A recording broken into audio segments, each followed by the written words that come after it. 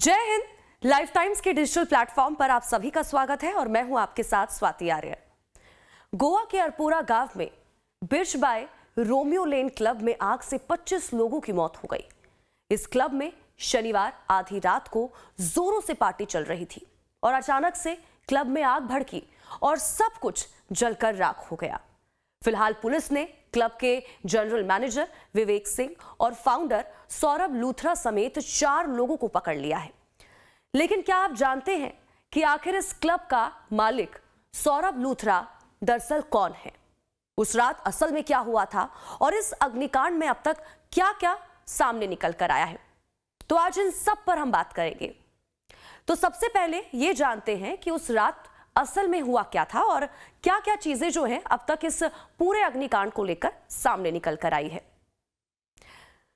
तो देखिए, दिन था शनिवार यानी कि 7 दिसंबर। घटना का वक्त था रात करीब 11:45 जब क्लब में काफी लोग मौजूद थे।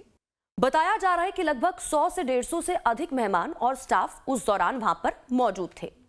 अब शुरुआती जांच में यह पता चला है कि आग की शुरुआत इंडोर और यानी कि जैसे कि फायर क्रैकर्स या फिर इंडोर फायरवर्क्स, जिसे आतिशबाजी भी कहा जाता है, पटाखों से हुई थी, ना कि केवल गैस सिलेंडर ब्लास्ट से, क्योंकि शुरुआत में देखिए इसको गैस सिलेंडर ब्लास्ट ही कहा जा रहा था। क्लब की संरचना देखिए इसमें खतरनाक साबित हुई, जैसे कि पाम पत्तियां या फिर लकड़ी जैसी भड़कीली सामग्री, संकरे दरवाजे, सीमित निकासी यानी कि बाहर निकलने की बहुत कम जगह, जिससे कि अगर आग लगे तो बाहर निकलना असंभव हो जाता है। बचाव दल को पहुंचने और आग बुझाने में इस दौरान देरी हुई, क्योंकि क्लब एक आइलैंड क्लब था। वहां पर नैरो लेन्स थी और मुख्य सड़क से ये काफी दूरी पर था।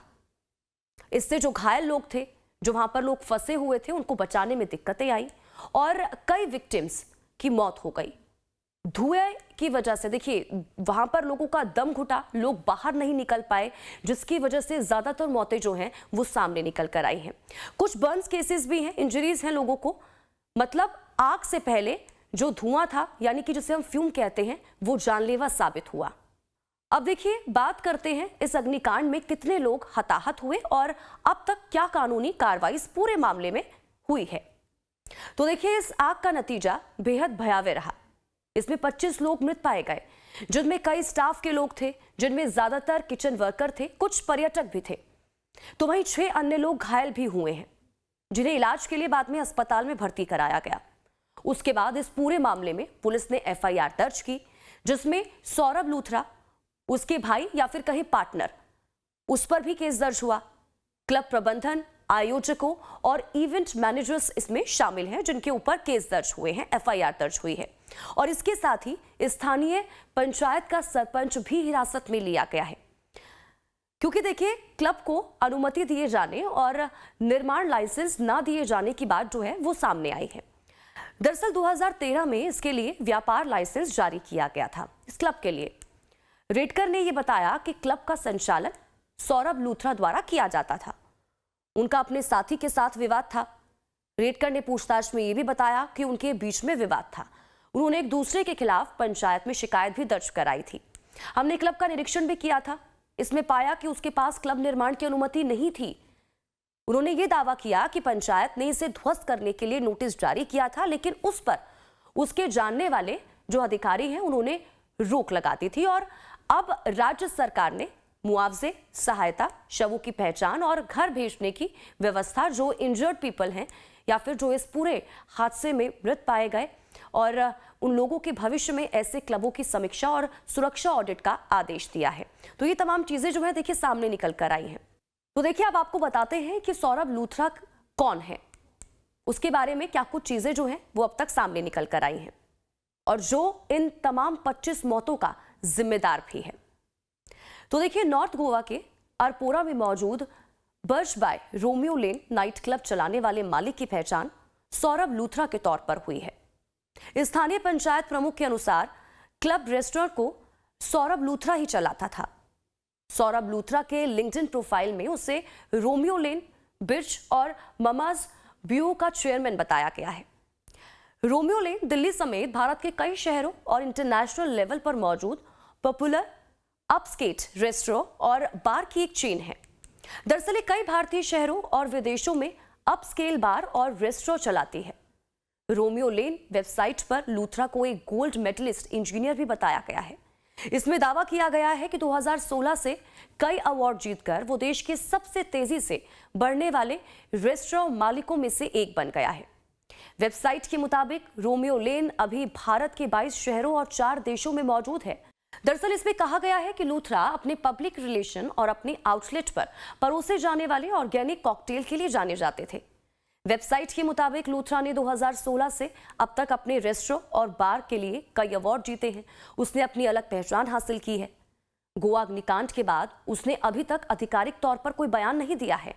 पुलिस भी अभी तक, आपको बता दें, कि गुमनाम मालिक को गिरफ्तार नहीं कर पाई है। उसकी तलाश अभी भी जारी है। अब देखिए, इस पूरे अग्निकांड को लेकर कई सवाल भी खड़े हो रहे हैं और इसको लेकर आलोचना भी की जा रही है। वो ये कि ये सिर्फ दुर्घटना नहीं है, एक मानव निर्मित त्रासदी थी। इस घटना ने कई गंभीर मुद्दों को उजागर किया, जैसे कि लाइसेंसिंग, भवन निर्माण अनुमति और फायर सेफ्टी, एनओसी जैसे महत्वपूर्ण कागजी कार्यों की अनदेखी इस पूरे मामले में हुई है। सुरक्षा नियमों को उल्लंघन करते हुए व्यवसाय संचालित किया गया है, जो किसी वक्त भी दुर्घटना का सबब बन सकता है, जो इस केस में हमने देखा। बचाव व्यवस्था की लाचारी भी दिखी। नैरो एग्जिट थे, यहां पर एंट्री भी बहुत ज्यादा नैरो थी। लोग अंदर बाहर ठीक से नहीं जा पा रहे थे, जिसकी वजह से दम लोगों का घुट गया। फायर ब्रिगेड के लिए पहुंच मुश्किल यहां पर रही, क्योंकि वो जो रास्ता था उस क्लब की ओर जाने वाला, वो भी बहुत संकरा था, जिससे लोग बच नहीं पाए। आयोजन के दौरान आतिशबाजी इस दौरान की गई। फायर शो जैसी जोखिम भरी जो गतिविधियां थी वो यहां पर संचालित की गई बिना प्रॉपर सेफ्टी प्रोटोकॉल के, और इन कारणों से कई लोग इसे केवल दुर्घटना नहीं बल्कि गंभीर लापरवाही और व्यवस्थापक और प्रशासनिक विफलता बता रहे हैं। दरअसल ये घटना साबित करती है कि पार्टी, नाइट लाइफ या फिर मनोरंजन, सब कुछ तब सुरक्षित हो सकता है जब नियमों का पालन हो। हमें सार्वजनिक स्थलों, क्लबों, होटलों, रेस्टोरेंट जैसी जगहों पर सुरक्षा व्यवस्था, लाइसेंसिंग और फायर सेफ्टी पर जोर देना चाहिए। सिर्फ मुनाफा नहीं देखना चाहिए। अगर हम इसे गंभीरता से लेकर सुधार नहीं करेंगे तो ऐसे हादसे भविष्य में भी फिर से संभव हैं। तो वहीं पीड़ितों और उनकी फैमिलीज के दर्द को भी हमें समझना होगा और न्याय सुनिश्चित करना होगा। और इसी के साथ ही लाइफ टाइम के डिजिटल प्लेटफॉर्म पर फिलहाल इतना ही। अगली बार फिर हाजिर होंगे एक नए टॉपिक के साथ। नमस्कार।